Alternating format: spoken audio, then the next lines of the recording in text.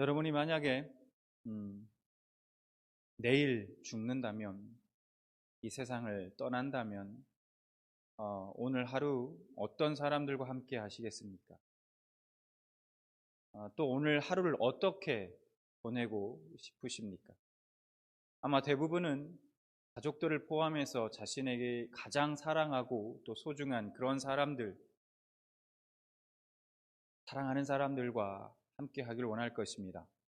그리고 그 사람들과 얼마 남지 않은 소중한 시간에 아름답고 소중한 추억들을 만들길 원할 것입니다.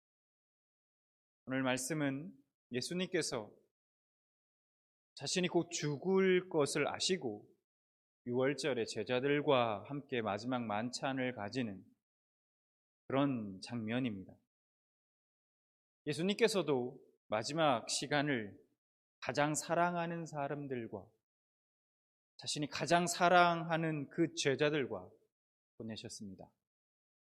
사랑하는 제자들과 마지막 시간을 함께 보내며 그들에게 최후까지도 남겨주고 싶은 메시지가 있었던 것입니다.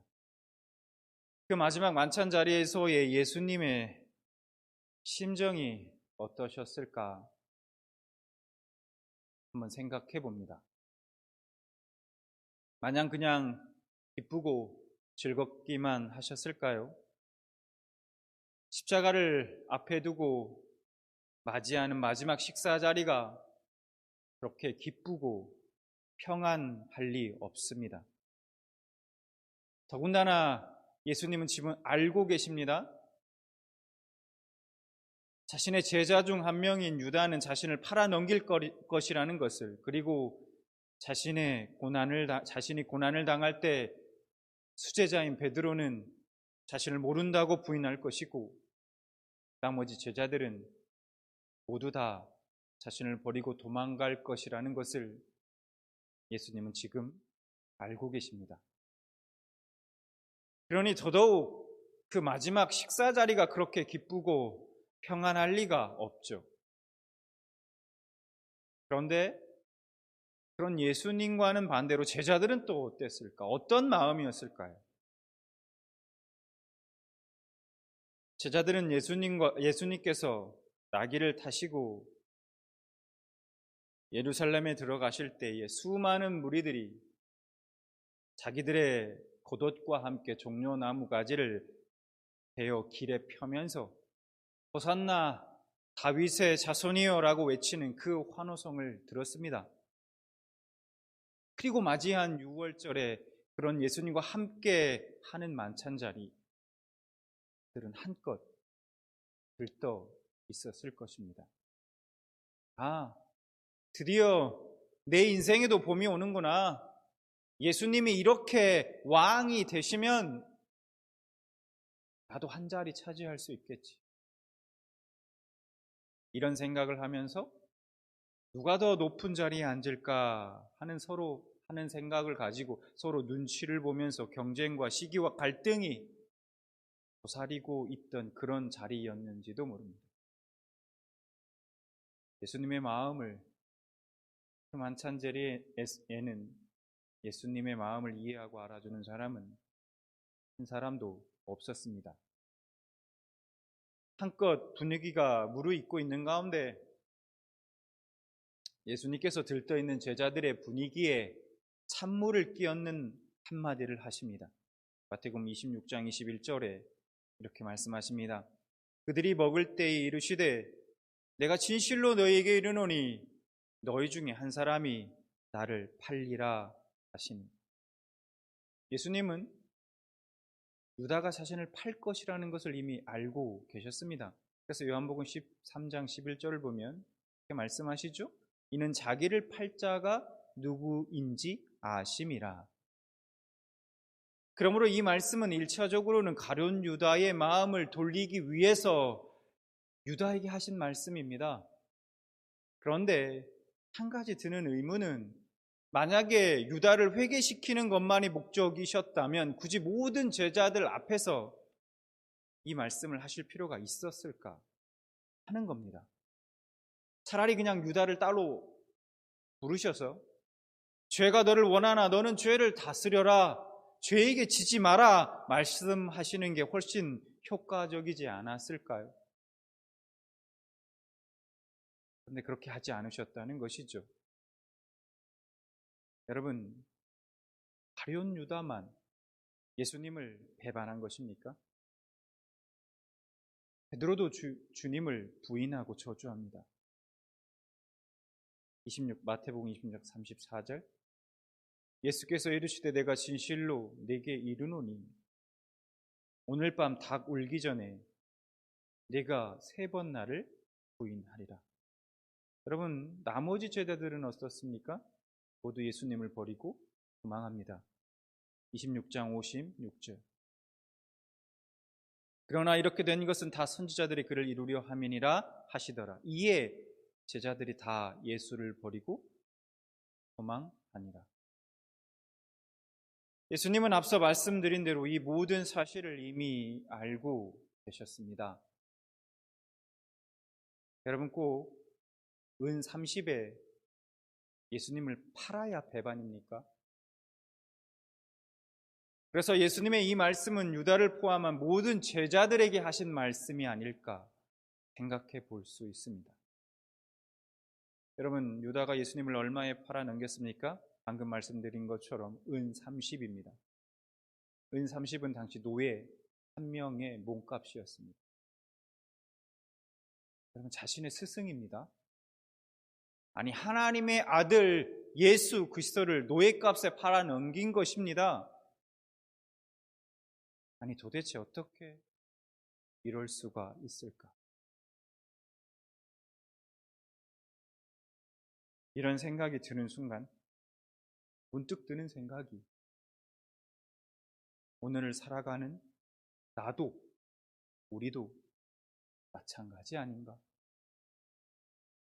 우리가 무엇인가 대단한 목적을 위해서 신앙을 파는 것이 아닙니다. 단지 자기 앞에 놓인 그 잠깐의 만족을 위해서, 이익을 위해서 예수를 팔고 배반하며 신앙을 버릴 때가 얼마나 많습니까? 자기 앞에 놓인 잠깐의 그 쾌락 때문에, 그것을 위해서, 행복과 즐거움을 위해 예수님과의 신뢰를 무참히 깨버릴 때가 얼마나 많냐는 겁니다. 주님은 우리를 살리기 위해 온갖 모욕과 조롱을 다 받으시고 기꺼이 십자가에 달리는 그 고통을 참으셨습니다. 왜요? 우리가 다 알고 있듯이 우리를 구원하길 원하셨기 때문입니다. 우리를 사랑하셨기 때문입니다. 근데 우리는 어떻습니까? 우리는 당장의 작은 것을 위해서 예수님과의 약속을 헌신짝처럼 버립니다. 너희 중에 한 사람이 나를 팔리라 라는 이 주님의 말씀에 제자들이 예수님께 이렇게 묻습니다. 26장 22절. 그들이 몹시 근심하여 각각 여짜오되 주여 나는 아니지요. 은 30에 자신을 팔아넘길 유다, 죽어도 배반하지 않는다고 장담했음에도 자기 살겠다고 부인하고 저주한 베드로, 예수님이 잡히실 때 의리 없이 자기만 살겠다고 다 도망쳐버릴 나머지 제자들,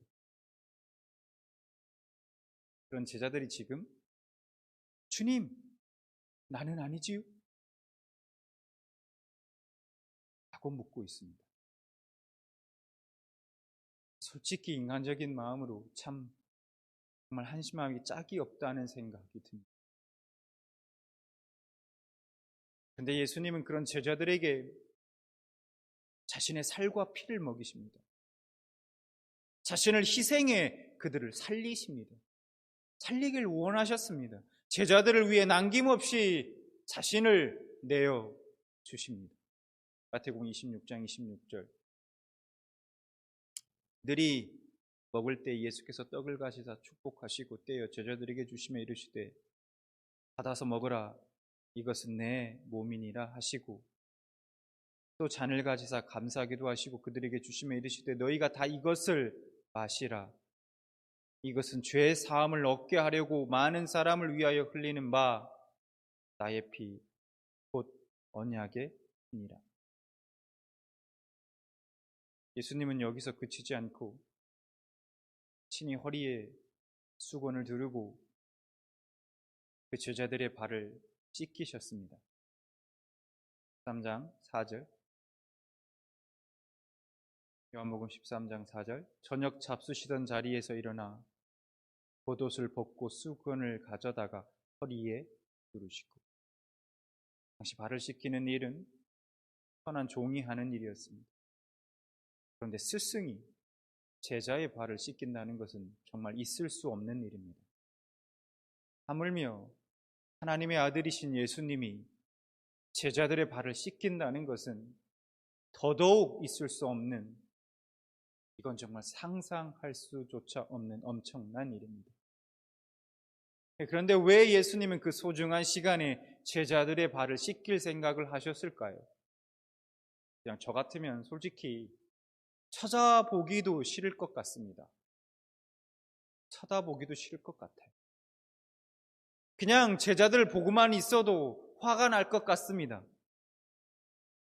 그런데 그 순간에 주님은 제자들을 용서하신 것입니다. 과거의 모든 어리석음뿐만 아니라 이제 다가올 그들마저도 너무나도 후회할 그런 모든 배반과 저주의 일들을 예수님은 미리 용서하신 것입니다. 그리고 그 용서를 넘어 제자들에 대한 사랑의 표현이었습니다. 요한복음 13장 1절 말씀을 보면 이렇게 말씀합니다. 6월절 전에 예수께서 자기가 세상을 떠나 아버지께로 돌아가실 때가 이른 줄 아시고 세상에 있는 자기 사람들을 사랑하시되 끝까지 사랑하시니라. 요한복음 13장 1절과 2절 말씀, 이 1절과 2절 말씀은 3절부터 시작되는 예수님께서 제자들의 발을 씻겨주신 사건에 대한 배경 설명으로 덧붙여진 겁니다. 결국 예수님께서 제자들을 사랑하시되 어떻게 끝까지 사랑하셨는가, 사랑을 보여주셨는가, 바로 천난 종과 같이 낮아지셔서 제자들의 발을 씻겨주셨다고 말씀하고 있는 겁니다. 너무나 기특한 제자들입니까?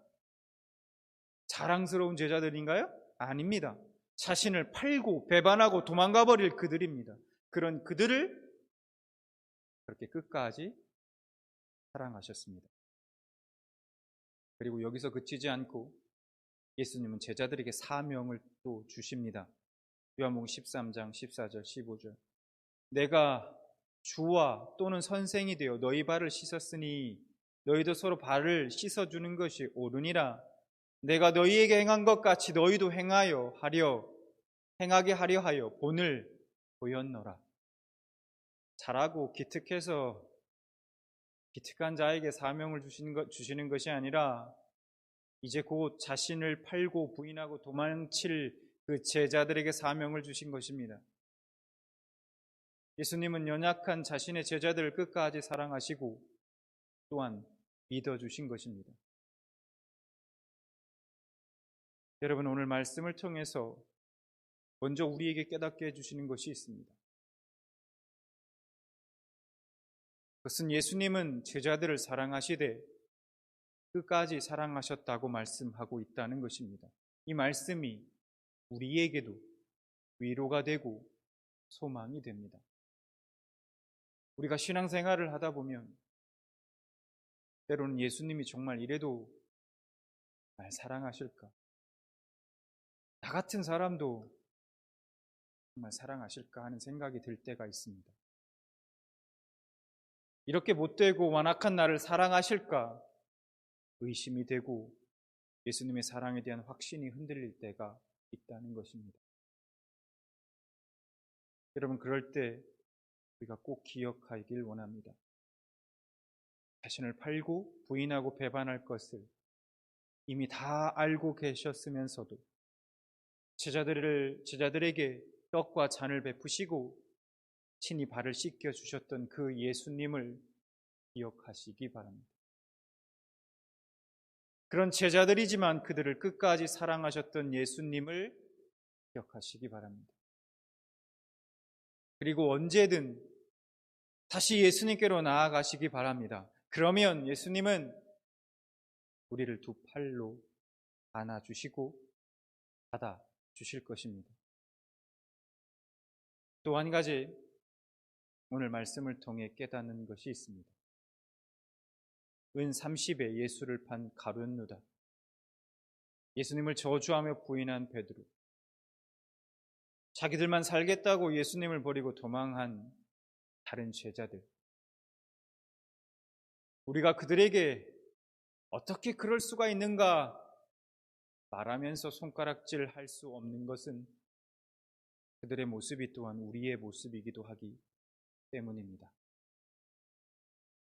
은 30에 예수님을 판 유다처럼 우리는 스스로 수시로 우리 앞에 놓인 유익을 위해, 쾌락을 위해, 행복과 즐거움을 위해 예수를 팔고 배반하며 신앙을 버립니다. 베드로처럼 예수님을 부인하며 살아갑니다. 나의 이익 앞에서는 세상에서 살아가라면 어쩔 수 없다고 핑계대며 예수님께 등을 돌리고 도망치는 우리 아닙니까? 여러분, 이런 우리에게 소망이 있습니까? 우리 자신을 보면 정말 소망이 있다고 생각이 드십니까? 예수의 살과 피를 마시고 정말 구원받을 자격이 있느냐는 겁니다. 그런데 여러분, 사실은 그렇기 때문에 우리에게는 더더욱 예수님이 필요합니다. 무슨 얘기인가? 누가복음 2장 34절에 이렇게 말씀합니다. 시므온이 그들에게 축복하고 그의 어머니 마리아에게 말하여 이르되 보라, 이는 이스라엘 중 많은 사람을 패하거나 흥하게 하며 비방을 받는 표적이 되기 위하여 세움을 받았고. 예수님에 대한 예언입니다. 시므온이라는 사람이 예수님에 대해서 예언한 것인데, 예수님은 비방받는 표적이 되기 위해 오셨다고 말씀합니다. 한마디로 예수님은 비방받기 위해서 오셨다는 거예요. 예수님은 많은 사람들의 본 모습을, 그 실체가 어떠한지를 드러내기 위해서 이 땅에 오셨습니다. 예수님은 스스로 경건하다고 생각하는 사람들, 내가 도덕적으로, 윤리적으로 내가 무슨 문제 있느냐, 이만하면 잘 살고 있는 건 아니냐라고 자부하던 이들의 그 위선을 드러내는 빛이었습니다. 그래서 예수님은 사람들에게 비방받을 수밖에 없는 것입니다. 그러나 정직하게 그 빛 앞에 드러난 자기의 실상과 대면한 사람들은 그 예수로 말미암아 새로운 삶을 시작할 수 있었습니다. 오히려 내가 예수를 팔고 배반하고 비방하며 못 박아 죽인 그 무리 가운데 한 사람이를 알게 될 때, 그때 우리가 십자가에 달아 죽인 예수를 바라보고 용서받고 구원받게 된다는 것입니다. 여러분은 제자들처럼 여러분 자신이 예수님을 팔고 부인하고 배반하는 자라는 사실을 아십니까? 우리가 예수님 앞에 서면 우리 자신의 실체를 보게 됩니다. 도저히 구원받을 수 없는 그저 멸망받아 마땅한 바울의 고백을 좀 빌리자면 죄인 중에 괴수라는 고백이 나올 수밖에 없습니다. 여러분은 이런 자신의 실체를 보고 계십니까? 주님은 이런 우리를 위해서 이 땅에 오셨습니다. 어둠 속에 있는 우리들의 악한 본성을 끄집어내어 보게 하시고 아무 소망이 없음을 알게 하셔서 예수님의 십자가를 바라보고 용서받고 구원받게 하시기 위해 오신 것입니다. 예수님이 십자가에 달려 돌아가신 오늘 이 시간, 여러분 모두가 이 기막힌 구원의 은총을 꼭 깨닫게 되시길 진심으로 소망합니다.